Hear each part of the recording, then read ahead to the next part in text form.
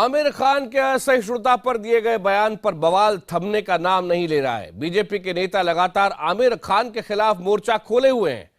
BJP के महासचिव कैलाश विजयवर्गीय ने जहां इशारों इशारों में धमकी भरे लहजे में आमिर खान की फिल्म दंगल में मंगल करने की बात कही है, वहीं बीजेपी के नेता राम माधव भी देश के सम्मान को लेकर आमिर खान को नसीहत देते हुए नजर आ रहे हैं। बीजेपी नेताओं के इस बयान के बाद विपक्ष हमलावर हो गया है। सवाल ये उठता है कि क्या बीजेपी ने असहिष्णुता को प्रेस्टीज इशू बना लिया है? इस वजह से नेताओं के इस तरह के बोल सामने आ रहे हैं। क्या इसकी वजह, इस पर करेंगे बहस, लेकिन पहले देखते हैं ये report. I also feel that there is a sense of insecurity, there is a sense of fear. When I sit at home and talk to Kiran, Kiran and I have lived all our lives in India. For the first time, Kiran says, should we move out of India? Now, that's a disastrous and very big statement for Kiran to make to me. She fears for her child, she fears for, what the atmosphere around us. जब कोई इस समाज को ये कहता है कि असहिष्णुता बढ़ रही है तो जरा गुस्सा आ जाता है थोड़ा सा, फिर उसका इलाज करना पड़ता है कि अब तेरा इलाज की जरूरी है जो असहिष्णु बोल रहे हैं। तो अभी एक इलाज हुआ, दूसरा इलाज अभी बाकी है ना। दंगल में मंगल करना है, ध्यान रखना सब लोग जरा। आमिर खान का बयान पुराना है जो आपको याद होगा, लेकिन कैलाश विजयवर्गीय का बयान नया है। ऐसा लगता है कि आमिर खान के इस बयान को बीजेपी के नेता भुला नहीं पा रहे हैं, इसलिए गाहे बगाहे उनका दर्द छलक उठता है। अब तो कैलाश विजयवर्गीय ने इशारों इशारों में आमिर खान को सबक सिखाने के लिए लोगों से अपील की है।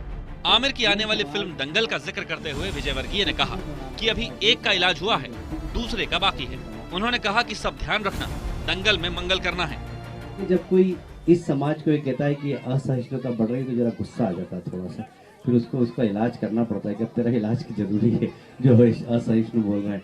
तो अभी एक इलाज हुआ, दूसरा इलाज अभी बाकी है ना। दंगल में मंगल करना है, ध्यान रखना सब लोग जरा। दरअसल जब कैलाश पहले कहते हैं तो उसका मतलब है शाहरुख खान, जिनका विरोध हुआ था और माना गया कि उनकी फिल्म दिलवाले फ्लॉप हो गई थी, जबकि फिल्म ने करीब 140 करोड़ से ज्यादा का बिजनेस किया। कैलाश विजयवर्गीय बीजेपी के अकेले महासचिव नहीं हैं। एक और महासचिव राम माधव भी आमिर खान को देश के सम्मान की खातिर नसीहत दे रहे हैं। राम माधव का केंद्रीय मंत्री मुख्तार अब्बास नकवी ने समर्थन किया है। आप व्यापक देश के सम्मान की भी चिंता करो। एक तरफ ऑटो वाले को समझाओ देश को कैसे सम्मान बचाना है, बीवी को मत समझाओ, ऐसा नहीं चलेगा। घर में हिंदुस्तान की गाली। उन्होंने अच्छा सुझाव दिया है। कम से कम जो है वो जिस तरह से सहिष्णुता असहिष्णुता का सियासी संग्राम चल रहा है, तो उसमें कुछ सुझाव तो मिले। असहिष्णुता मुद्दे की सियासी आग फिर से जलने लगी है, इसलिए विपक्ष भी उस पे हाथ सेकने के लिए आगे आ गया है। विपक्ष ने कैलाश विजयवर्गीय के बयान को धमकी करार दिया है और उनको आड़े हाथों लिया है। जिस प्रकार से ये भाजपा के कार्यकर्ताओं को कह रहे हैं, मैं तो कांग्रेस पार्टी के कार्यकर्ताओं से कहूंगा कि ऐसे असहिष्णुता करने वाले लोगों के खिलाफ हम लोगों को भी आवाज उठाना चाहिए और ये दंगल में मंगल करने के बजाय हमें मंगल में ही मंगल कराएंगे। राम माधव स्वयं ऐसे वक्तव्य देने के आदी हैं जिससे असहिष्णुता बढ़ती है। उन्हें इस विषय पर बोलने का कोई मौलिक अधिकार नहीं। सियासी बयानबाजी चाहे जो हो, लेकिन बीजेपी नेताओं के बयान से कई सवाल खड़े तो होते ही हैं। विपक्ष तो अब बीजेपी के नेताओं के इन बयानों को अतुल्य भारत के ब्रांड एम्बेसडर से आमिर खान की छुट्टी से भी जोड़कर देख रहा है। सवाल यही है कि क्या किसी राजनीतिक दल को फिल्म के कलाकारों को इस तरह से धमकी देने का हक है? Bureau report, IBN 7। Aamir Khan को बीजेपी के महासचिव कैलाश विजयवर्गीय और राम माधव की नसीहत के बाद कई सवाल खड़े होते हैं। पहला, क्या बीजेपी ने आमिर के बयान को प्रतिष्ठा का प्रश्न बना लिया है? दूसरा, क्या असहिष्णुता पर आमिर के बयान को बीजेपी पचा नहीं पा रही है? तीसरा, क्या आमिर को अतुल्य भारत, इनक्रेडिबल इंडिया से हटाने के पीछे भी यही सोच है? चौथा, आमिर का विरोध करने वाले अन्य कलाकारों की कोई क्यों नहीं सोचता, क्योंकि एक फिल्म के अंदर बहुत सारे लोग होते हैं, सिर्फ आमिर खान की फिल्म आमिर खान की फिल्म नहीं होती। इस मसले पर जब हमने बीजेपी के महासचिव कैलाश विजयवर्गीय से पूछा तो उन्होंने अपनी पहली कही बात को घुमाने की कोशिश की और कहा कि उन्होंने अपनी बात उनके लिए कही थी जो असहिष्णुता की बात करते हैं। ये पूरी बात भी आगे आपको सुनाएंगे कैलाश विजयवर्गीय क्या कह रहे हैं, लेकिन चर्चा में इस वक्त हमारे साथ जुड़ चुके हैं मुंबई से फिल्म निर्देशक अनिल शर्मा, जिन्होंने बड़ी हिट बनाई थी गदर, भोपाल से बीजेपी के प्रवक्ता हितेश वाजपेयी, दिल्ली से कांग्रेस प्रवक्ता रागिनी नायक, और स्टूडियो में हमारे साथ मौजूद हैं आरएसएस मामलों के जानकार और विचारक राकेश सिन्हा जी। सबसे पहले रागिनी नायक, अचानक जिस तरह से बीजेपी के 2 महासचिव आमिर खान पे हमला करते हैं और साथ ही साथ केंद्रीय मंत्री बीजेपी के एक और बड़े नेता उनके पूरे समर्थन में सामने आते हैं, इससे क्या आपको लगता है ये बीजेपी की पॉलिसी है आमिर खान का जिस तरह से विरोध किया जा रहा है? बिल्कुल ऐसा ही लगता है। आपने जो सवाल पूछे, तीसरे सवाल के जवाब से शुरू करती हूं। अभी कुछ दिन पहले बहस का मुद्दा यही था कि आमिर खान का कॉन्ट्रैक्ट इनक्रेडिबल इंडिया के एम्बेसडर का जो है उसको रिन्यू ना किए जाने के पीछे क्या प्रतिशोध की भावना थी? मैं समझती हूं आज कैलाश विजयवर्गीय जी ने उसका बहुत ही स्पष्ट उत्तर दे दिया है। अब देखिए, जहां प्रतिशोध की अग्नि धधक रही हो वहां सहिष्णुता तो हो ही नहीं सकती। गौरतलब यह है कि भारत, भारतीय समाज, भारतीय जनमानस मूल रूप से सहिष्णु हैं। अनेकता में एकता के बहुत उदाहरण हमने दिए हैं। विविधता को भी एक ही माला में, एक ही सूत्र में पिरोकर हमने रखा है। लेकिन सच्चाई यह भी है कि इस देश में एक विषाक्त विचारधारा भी पैर पसार रही है, जो एक धर्म, एक भाषा, एक संस्कृति, एक विचार की बात करती है, जो विरोध और विसम्मति में विश्वास ही नहीं रखती। जैसे ही असहमति का स्वर कहीं गूंजता है तो गला पकड़ती है, सर उठता है तो उसे कुचलने की कोशिश करती है और हर विरोधी को पाकिस्तान में पहुंचाने की बात करती है। पर एक और बड़ा सवाल मेरे लिए आकाश जी आज यहां पर है कि क्या इस देश के कलाकारों को एक भय मुक्त वातावरण में सांस लेने और अपनी प्रतिभा को आगे बढ़ाने का मौका मिलेगा? अभी 2 दिन पहले भाजपा सरकार जो हरियाणा की थी, उसके इशारे पर हरियाणा पुलिस ने कीकू शारदा के साथ क्या किया, पूरे देश ने, दुनिया ने देखा। और आज खुलेआम सार्वजनिक सभा में कैलाश विजयवर्गीय कहते हुए पाए जाते हैं कि दंगल में असल में आपको अमंगल करना है। जिस तरह की विध्वंसात्मक गतिविधियां दिलवाले के साथ हुई, वैसे ही उनका आशय है कि दंगल फिल्म के साथ भी होनी चाहिए। और वहीं राम माधव जी क्या कह रहे हैं कि किरण राव को समझाना चाहिए, किरण राव को अभिव्यक्ति की आजादी नहीं है। यदि उन्हें कोई डर है मन में और वो भारतीय जनता पार्टी नहीं पचा पा रही है तो किरण राव को अपने मुंह पर पट्टी लगा लेनी चाहिए, नहीं तो उसका भुगतान जो है वो आमिर खान को अपनी फिल्म के ऊपर जिस तरीके का प्रहार ये सोच रहे हैं उसके जरिए उसका भुगतान करना पड़ेगा। रागिनी नायक, आपका हमला एकदम सीधा है और एकदम पॉइंटेड है। एक विचारधारा के ऊपर जरूर सवाल उठता रहेगा।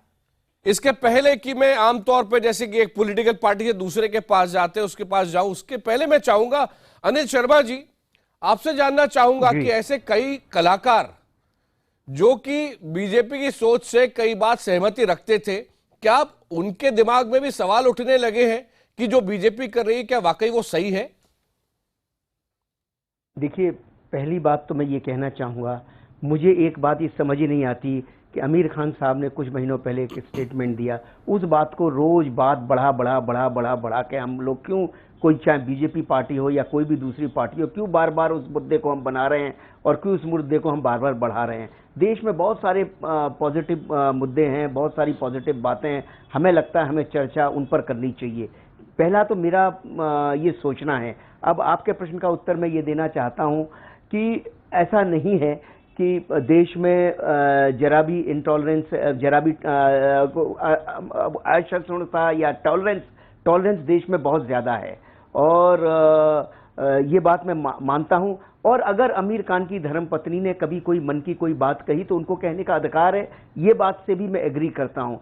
तो मुझे तो ये बार बार जब भी मैं इस मुद्दे पे, इस विषय पे, जब भी इस मुद्दे पे चर्चा होती है, बात होती है, तो मुझे हमेशा लगता है कि इस बात का कोई महत्व नहीं है, हम इस पे चर्चा करते क्यों हैं बार बार। और विजयवर्गीय साहब ने कहा है कि एक सेकंड मेरी बात, विजयवर्गीय साहब ने कहा है कि हम दंगल में मंगल करेंगे। तो दंगल में मंगल करना तो बड़ी अच्छी होता है, मंगल तो बड़ा सुंदर बात होती है कि मंगल करो, बिल्कुल मंगल का अर्थ तो मंगल ही है, लेकिन शुभ ही है।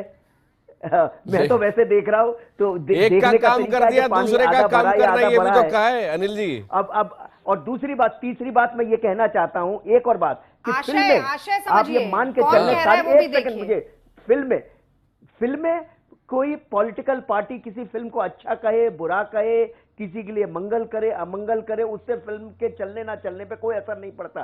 फिल्म चलती है तभी लौटता हूं मैं, लौटता हूं। आपने इंपॉर्टेंट पॉइंट बोला, इस पर भी लौटता हूं, लेकिन हितेश जी आपके पास आऊंगा।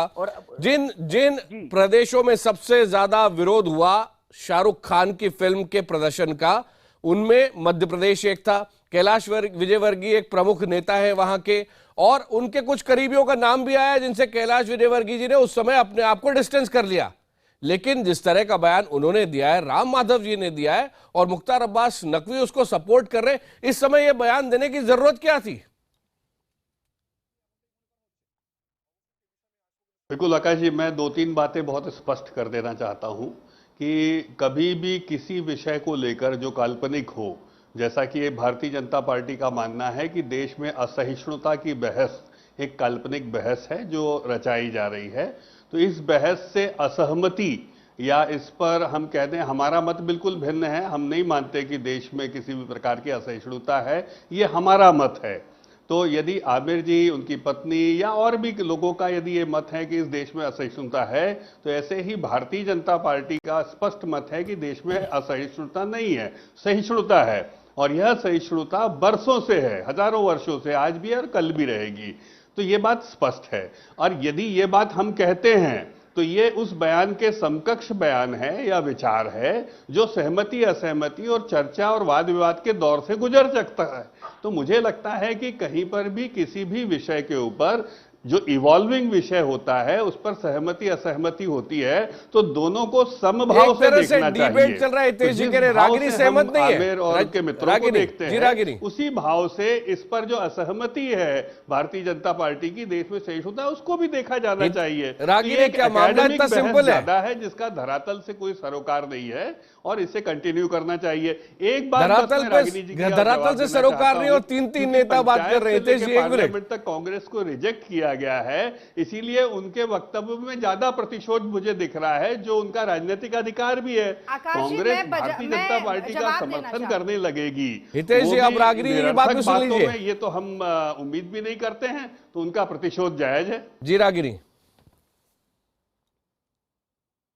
आकाश जी, मैं जवाब देना चाहूंगी। जी देखिए, विपक्ष का अधिकार तो ये है और उत्तरदायित्व भी है कि जब सरकार निरंकुश हो जाए तो उस पर अंकुश लगाए, जो कि कांग्रेस पार्टी बहुत अच्छे से कर रही है। आपने एक बात बिल्कुल ठीक कही जिसका समर्थन मैं करती हूं, और मैंने अपने वक्तव्य में भी कहा था कि भारत असहिष्णु नहीं है, भारतीय समाज, भारतीय लोग भी असहिष्णु नहीं है, लेकिन वो विचारधारा जिसका प्रतिपालन आप करते हैं, संघ करता है, मोदी सरकार, भारतीय जनता पार्टी करती है, वो जरूर सांप्रदायिक विचारधारा है, ध्रुवीकरण करने वाली विचारधारा है और असहिष्णुता को बढ़ाने वाली विचारधारा। ये आपका आरोप है रागिनी जी, जो कई बार कई पटल पर बहस के दौरान हम ध्वस्त कर चुके हैं। दूसरे को मजा चखाना है, इसका आप क्या आशय निकालेंगे? आप बताइए। ये आपका राजनीतिक आरोप है जिसको देश की जनता भी नकार चुकी है, और यही कारण है कि आज 1 दर्जन से अधिक राज्यों में भारतीय जनता पार्टी की विचारधारा को सहिष्णु और विकासपरक विचारधारा मानकर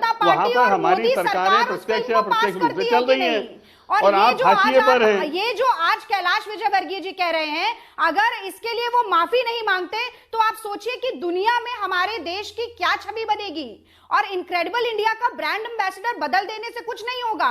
इंडिया इनक्रेडिबल तभी रहेगा जब वो सहिष्णु होगा, जब वो धर्मनिरपेक्ष होगा। आपका रागिनी जी यह आरोप भी पूरी तरह गलत है कि इनक्रेडिबल इंडिया या आमिर खान की एम्बेसडरशिप का इस सबसे कोई लेना देना है, क्योंकि इस बारे में मंत्रालय से भी तथ्य आ चुके हैं। आकाश जी भी मुस्कुराएंगे कि आप कैसे राजनीतिक रोटियां इसके ऊपर सेक रही हैं। तो मुझे लगता है कि आप तथ्यात्मक बात करें, तथ्यों के आधार पर विषय को रखेंगे तो जनता भी स्वीकार करेगी। थोड़ा सा आप दोनों को रोक रहा हूं मैं, जैसे आपका हो गया, आपके जैसे जो विचारक हैं, जब कोई पार्टी भी किसी एक धारा पे चल निकलती है तो मेरे ख्याल से आप जैसे लोगों के पास भी वो स्थिति रहती है कि इस धारा को आप बदल सकें। क्या आपको लगता है कि एक का इलाज कर दिया, एक का इलाज करना है, ऑटो रिक्शा वालों को बाद में समझाना, अपने घर में अपनी पत्नी को समझाओ, ये भाषा शोभा देती है बीजेपी के नेताओं को? देखिए, उस पर आने से पहले मैं चाहूंगा कि मैंने सबकी बात सुनी है, मेरी बात सुन लें। अगर कोई प्रतिक्रिया देना हो तो मेरी बात की बात करें। एक बात मैं कहना चाहता हूं, अभी एक मालदा में घटना घटी, वो घटना बड़ी दुखदाई घटना है। हजारों शस्त्र लेकर लोग निकले और हिंसात्मक कार्रवाई की।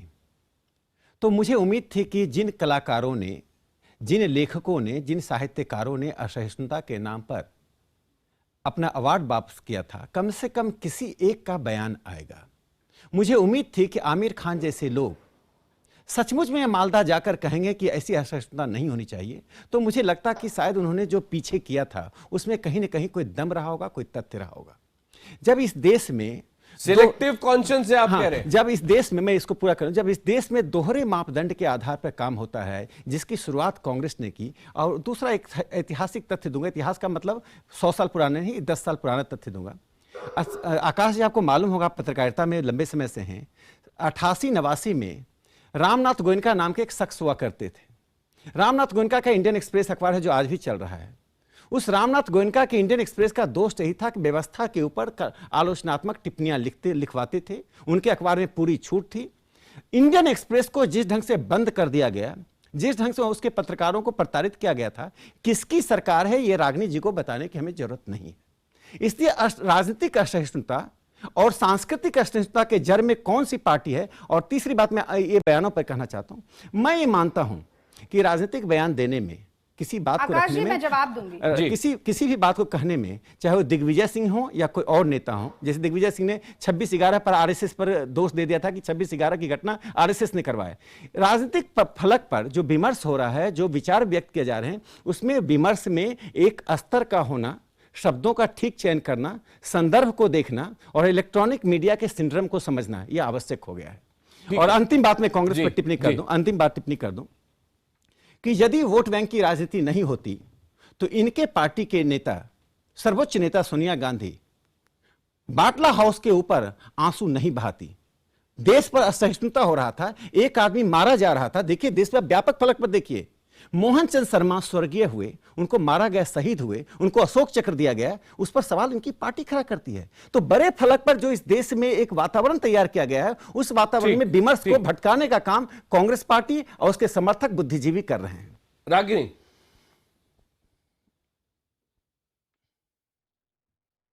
देखिए, तत्कालीन समस्या को इतिहास के पन्ने पलटकर किस तरीके से उलझाया जाए, ये आरएसएस और भाजपा के प्रवक्ता बहुत अच्छे से कर लेते हैं।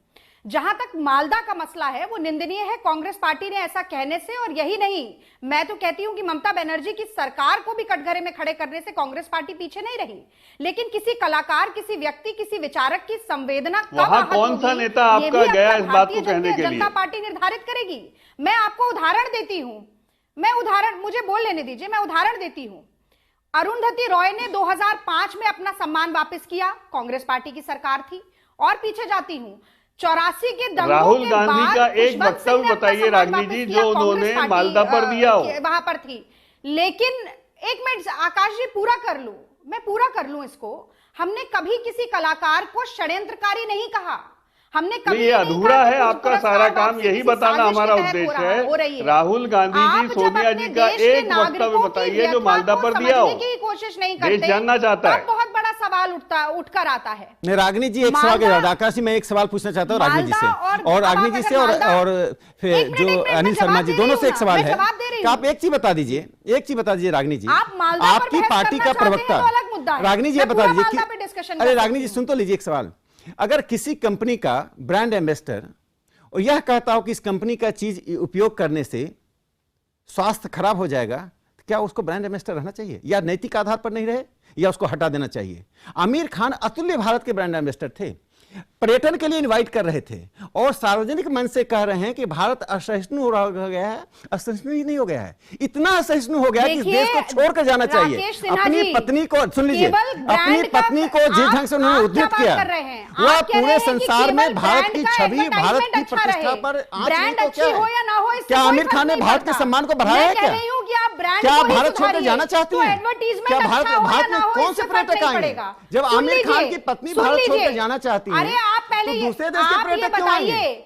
आप ये किस आधार बताइए पर आमिर खान कि के समर्थन में आप कर रहे हैं? राष्ट्रीय ध्वज का सम्मान आमिर करते खान ने नहीं जो हैं। कुछ भी किया वो गलत दिग्विजय सिंह जी बार-बार आजमगढ़ जाते हैं। हाँ, उस पर कैसी टिप्पणी राहुल करना गांधी है? दादरी जाते हैं। और दूसरों ये के मालदा ऊपर कौन जाएगा आपकी आमिर पार्टी खान से? हम ने इंतजार कर रहे हैं इस बात को सुनने के लिए। झंडे में ब्रांड झंडे एम्बेसडर की को जगह अच्छा इस नहीं देश मानते के इस और आप देश दूसरों के को पर्यटन तमगा बांट को रहे हैं, सबसे दूसरों को यदि सर्टिफिकेट दे रहे हैं किसी कि ने वो सबोटाज देशप्रेमी किया तो है या आमिर खान ने देशद्रोही ब्रांड है। एम्बेसडर सबसे के नाम बड़ी पर किया। देशद्रोही आरएसएस है जिसने गांधी की हत्या पर मिठाई बांटी थी। मैं अरे तो यहाँ तक कहाँ अभी पूछना तो रागिनी जी, रामनाथ कांग्रेस गोयनका के नाम मालदा का पर इतिहास हो गया, जो है, 88 की घटना इनके लिए इतिहास हो गया और 48 की घटना इनका इतिहास नहीं हो गया। बात है आपने मिठाई खाया क्या? आपके घर के लोगों ने मिठाई खाया था क्या? रागिनी जी, आपके घर में मिठाई पहुंचाई गई थी क्या? आप भूल रही है 84 का आप 84 को 48 समझ रही है रागिनी जी। आप दिल्ली में पैदा नहीं है। 84 में जो मिठाई बांटा था आपने उसको 48 से समझ रही है। 84 के मैं दिल्ली में अच्छा, पैदा नहीं हुई अच्छा, हूं। मैं आप सबको मैं रोक रहा हूं। मध्य प्रदेश में पैदा हुई हूं। अनिल शर्मा जी थोड़ी देर अपना सिर पकड़ के भी बैठे थे और परेशान भी लग रहे थे, बीच में मुस्कुरा भी रहे थे। आप सबको मैं रोक रहा हूं।